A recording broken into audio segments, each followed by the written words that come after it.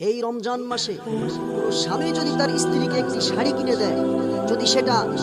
70 গুণ বেশি সওয়াব হয়, তার থেকে ডবল সওয়াব হবে। কোনো স্বামী যদি তার স্ত্রীকে পর্দা শিখায়া দেয়, কোনো স্বামী যদি তার স্ত্রীকে বোরকার মধ্যে ঢুকায়া দেয়, কোনো স্বামী যদি তার স্ত্রীর হাতে এরকম করে হাত মোজা লাগায়া দেয়,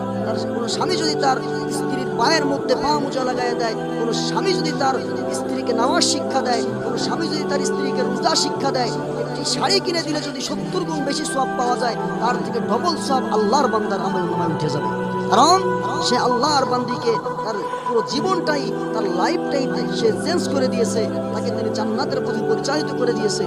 রমাদান মাসে স্ত্রীকে যদি একটি শাড়ি গিফট করলে 70টি শাড়ি গিফট করার সওয়াব আমলনামায় আসে। আর ওই স্ত্রীকে যদি